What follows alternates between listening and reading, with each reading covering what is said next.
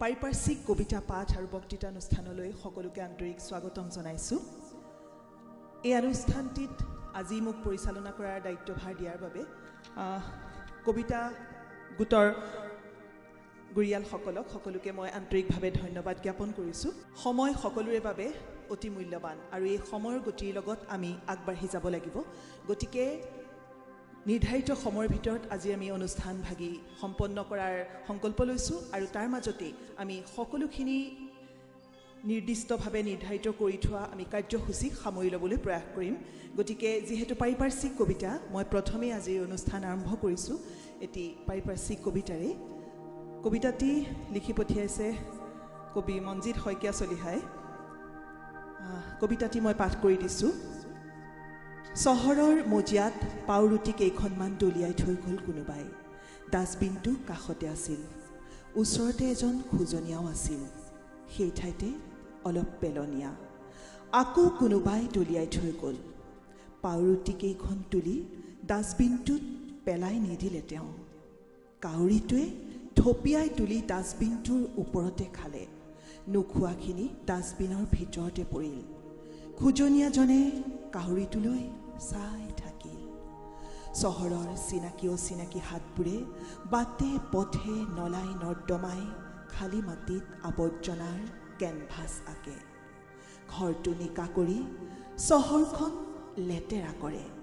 নিৰ্দেশ লিখিত চফা ডাষ্টবিনবোৰ লেতেৰা হ'বলৈ ৰৈ থাকে। নিৰ্দেশ হৈয়ে থাকে। হাতত ঝাৰু লৈ ধুনীয়া বীণাজনীয়ে দুখুৰ সৈতে আৱৰ্জনাবোৰ চাফা কৰে। মাটি গেলিছে, পানী গেলিছে, হাতবোৰ গোন্ধাইছে, মনবোৰো গোন্ধাইছে, সেয়ে চহৰখন গোন্ধাইছে। ডাষ্টবিনটো চহৰৰ ডাষ্টবিন। এয়া পাৰিপাৰ্শ্বিকতাৰ বাবে এটি কবিতা। গতিকে এই আমি সকলোৱে নিশ্চয় উপলব্ধি কৰিছোঁ যে সমগ্ৰ পাৰিপাৰ্শ্বিক বিষয়টো কিমান চিন্তনীয়, কিমান গুৰুত্বপূৰ্ণ। এই বিষয়টোৰ ওপৰত আমাৰ যিসকল সংবেদনশীল ব্যক্তি, লিখক, সাহিত্যিকসকলেই আচলতে গুৰি ধৰিব লাগিব। গতিকে পাৰিপাৰ্শ্বিক পৰিৱেশ ৰক্ষা কৰা আমাৰ সকলোৰে দায়িত্ব আৰু এই দায়িত্ব আচলতে কবিতাই কিদৰে সম্পন্ন কৰিব পাৰে, মানুহৰ মনত জাগৰণৰ সৃষ্টি কৰিব পাৰে, এয়া এচাম লোকৰ উদ্যোগত এই পাৰিপাৰ্শ্বিক কবিতাৰ ধাৰা আৰম্ভ হৈছে আৰু এই পাৰিপাৰ্শ্বিক কবিতাৰ বাবে কবিতা অধ্যয়ন গোটে এক সুন্দৰ পদক্ষেপ গ্ৰহণ কৰিছে।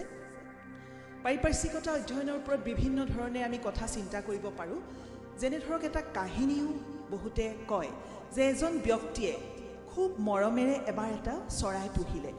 প্ৰকৃতিৰ প্ৰতিটো সকলোৰে মৰম অপাৰ, কিন্তু তেওঁ এটা চৰাই পুহি নিজৰ মৰম প্ৰদৰ্শন কৰিলে প্ৰকৃতিৰ প্ৰতি। সুন্দৰকৈ চৰাইটো তেওঁৰ লগত কিছুদিন থাকিলে।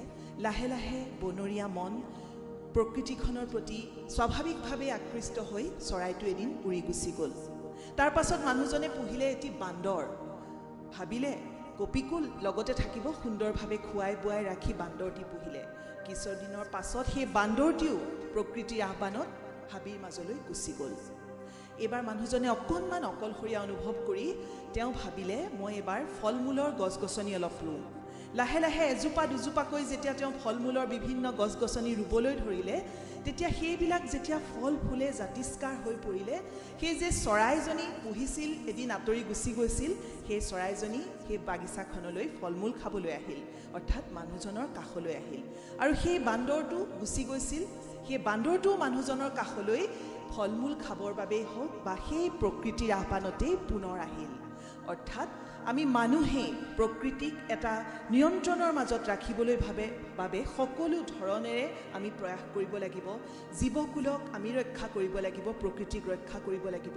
আমি গছ গছনিৰে সেউজীয়া ধৰণীখন সেউজীয়া কৰি ৰাখিব লাগিব।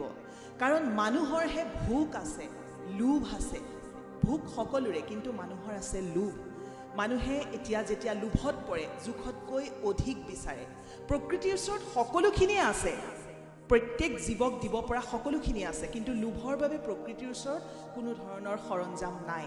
গতিকে এটা বাঘৰ যেতিয়া ভোক লাগে, বাঘটোৱে কিন্তু সেই সময়তহে স্বীকাৰ কৰে বা বধ কৰে, কিন্তু মানুহৰ ভোক লাগিলে লোভলৈ চিন্তা কৰে, ভৱিষ্যতৰ কাৰণে চিন্তা কৰি সামৰি ৰাখিবলৈ বিচাৰে আৰু এই প্ৰকৃতিৰ সন্তুলন নষ্ট কৰে। গতিকে প্ৰকৃতিৰ সন্তুলন নষ্ট কৰাৰ অধিকাৰ নিশ্চয় কাৰো নাই। গতিকে এই মানৱ জাতিক আমিয়েই জগাই তুলিব লাগিব প্ৰকৃতিক ৰক্ষা কৰিবৰ বাবে।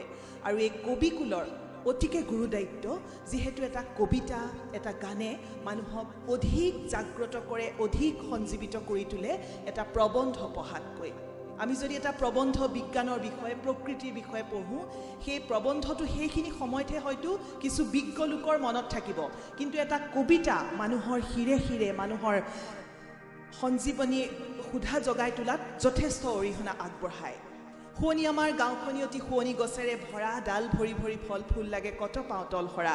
এই কবিতাবিলাকে আমাক সেই শৈশৱতেই এখন সুন্দৰ প্ৰকৃতিৰ প্ৰতি আমাৰ দায়বদ্ধতা, ভাল পাবলৈ শিকাইছিল। আচলতে সেই কবিতাটোৱে বহুতকে প্ৰকৃতিক ভাল পাবলৈ, মৰম কৰিবলৈ, গাঁও এখনক ভাল পাবলৈ শিকাইছিল। গতিকে এই কথাবিলাক আমি কবিতাৰ জৰিয়তে কিদৰে আগবঢ়াই নিব পাৰোঁ, এই বিষয়ে কবিতা অধ্যয়ন গোটে খুব সুন্দৰভাৱে চিন্তা চৰ্চা কৰি পাৰিপাৰ্শ্বিক কবিতাৰ ওপৰত বিশেষভাৱে গুৰুত্ব দিছে।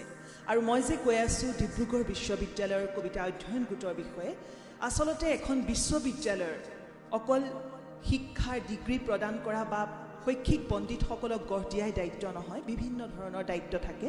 গতিকে ডিব্ৰুগড় বিশ্ববিদ্যালয়তো কবিতা অধ্যয়ন গোট, পয়েট্ৰি উইদাউট ফিয়াৰ, এই গোটটোৱে মানুহক সাহস দিছে, প্ৰেৰণা দিছে, কিদৰে নিজৰ মনৰ ভাৱ সুন্দৰভাৱে প্ৰকাশ কৰি যাব পাৰে উইদাউট এনি ফিয়াৰ। গতিকে 2019 বৰ্ষত ডিব্ৰুগড় নিবাসী কেইগৰাকীমান কবি আৰু সমালোচকৰ উদ্যোগত কবিতা অধ্যয়ন গোটৰ জন্ম হৈছিল। কবিতা পাঠকৰ অধিক ওচৰলৈ নিয়াৰ উদ্দেশ্যে এই গোটটোৱে যোৱা কেইবাবছৰো ধৰি যথেষ্টখিনি কাম কৰি আহিছে। তাৰ ভিতৰত পৰ্বান্তৰৰ পদ্য শিৰোনামাৰে 2019ত প্ৰকাশ পোৱা ইস্তাহাৰখন অসমীয়া কবিতাৰ ইতিহাসত স্মৰণীয় হৈ ৰ'ব। শেহতীয়াকৈ এই গোটটিয়ে অসমত পৰিৱেশ তন্ত্ৰ সুৰক্ষাৰ আৰু সেই সম্পৰ্কে সজাগতা সৃষ্টিৰ উদ্দেশ্যে পাৰিপাৰ্শ্বিক কবিতাৰ পৃষ্ঠপোষকতা কৰিছে। আৰু তাৰেই সুবাদতেই আজি আমি এই অনুষ্ঠানটিত সকলোৱে অংশীদাৰ হ'বলৈ সুযোগ পাইছোঁ। গতিকে পাৰিপাৰ্শ্বিক কবিতাৰ বিষয়ে আমি বহু কথা শিকিম, বুজিম আৰু শুনিম আজিৰ এই অনুষ্ঠানটিৰ জৰিয়তে। আৰু এই বাৰ্তা আমি সকলোৱে সংকল্পবদ্ধ হ'ব লাগিব, এই বাৰ্তা আমি সমাজৰ বাবে আগবঢ়াই লৈ যাম। গতিকে আগবাঢ়িছোঁ পৰৱৰ্তী কাৰ্যসূচীৰ মাজলৈ। আমাৰ মাজত ইতিমধ্যে সন্মানীয় বিশিষ্ট অতিথিসকলে আহি নিজৰ নিজৰ আসন গ্ৰহণ কৰিছে। আৰু এই অনুষ্ঠানতেই আজি প্ৰথমেই উন্মোচন কৰা হ'ব এখনি গ্ৰন্থ, এখনি পাৰিপাৰ্শ্বিক কবিতাৰ গ্ৰন্থ। গ্ৰন্থখনি ৰচনা কৰিছে অনিৰ্বাণ দত্ত। তেখেতৰ গছ আৰু অন্য কবিতা শীৰ্ষক এই গ্ৰন্থখন আজিৰ আমাৰ এই অনুষ্ঠানৰ আৰম্ভণিতেই উন্মোচন কৰিব কবি অনুবাদক ডক্টৰ কল্যাণ ভূঞাদেৱে। আগবাঢ়ি আহিবলৈ মই অনুৰোধ জনাইছোঁ। তাৰ আগতে মই যিজন কবিয়ে আজি গ্ৰন্থখনি লিখি উলিয়াইছে তেওঁৰ বিষয়ে দুআষাৰ ক'বলৈ আগবাঢ়িছোঁ। অনিৰ্বাণ দত্ত এগৰাকী কবি আৰু নিবন্ধকাৰ। তেওঁৰ সমাজ, সংস্কৃতি আৰু ৰাজনীতি বিষয়ক প্ৰবন্ধ অসমৰ প্ৰায়বোৰ আগশাৰীৰ কাকত আলোচনীত ইতিমধ্যে প্ৰকাশ হৈছে। বিশ্বনাথ জিলাৰ অন্তৰ্গত হাৱাজান উচ্চতৰ মাধ্যমিক বিদ্যালয়ৰ শিক্ষাতত্ত্ব বিভাগৰ স্নাতকোত্তৰ শিক্ষক দত্তৰ প্ৰকাশিত মৌলিক গ্ৰন্থ দুখন হৈছে ঢেকীয়াজুলিৰ ইতিবৃত্ত আৰু অন্যান্য। এইখন প্ৰকাশ হৈছিল 2022 চনত আৰু মৌনতাৰ অৱসান হওক এইখন 2023 চনত প্ৰকাশ হৈছিল। ইয়াৰ উপৰিও তেওঁৰ সম্পাদনাত দুখন কবিতা পুথিও ইতিমধ্যে সংকলন হৈ প্ৰকাশ হৈ ওলাইছে। শেহতীয়াকৈ তেওঁ পাৰিপাৰ্শ্বিক কবিতা লিখি পাঠকৰ যথেষ্ট সমালোচকৰ দৃষ্টি আকৰ্ষণ কৰিবলৈ সক্ষম হৈছে। পাৰিপাৰ্শ্বিক কবিতা চৰ্চাৰ সমান্তৰালভাৱে তেওঁ clean and green brothers union নামৰ স্বেচ্ছাসেৱী সংগঠনৰ জৰিয়তে লখিমপুৰ জিলাত প্ৰকৃতি সুৰক্ষাৰ বাবেও যথেষ্টখিনি কাম কৰিছে। আন্তৰিক অভিনন্দন কবি অনিৰ্বাণ দত্তক, তেখেতক আগবাঢ়ি আহিবলৈ মই বিনম্ৰতাৰে অনুৰোধ জনাইছোঁ। লগতে গ্ৰন্থখনিৰ উন্মোচক ডক্টৰ কল্যাণ ভূঞাদেৱে তেখেতৰ এই গ্ৰন্থখনি উন্মোচন কৰিব। গতিকে তেখেতকো মই আগবাঢ়ি আহিবলৈ অনুৰোধ জনাইছোঁ। কবি অনুবাদক লেখক ডক্টৰ কল্যাণ ভূঞা, তেখেতৰ জন্ম হৈছিল 1975 চনত চিচিবৰ গাঁও ধেমাজিত। গতিকে তেখেত আমাৰ সকলোৰে মাজত ডিব্ৰুগড় বিশ্ববিদ্যালয়ৰ এজন অধ্যাপক হোৱাৰ উপৰিও এজন কবি হিচাপেও পৰিচিত। তেখেতে আজি গ্ৰন্থখন উন্মোচন কৰিব। তেখেতক এখনি ফুলাম গামোচাৰে আদৰণি জনাইছে কবিয়ে।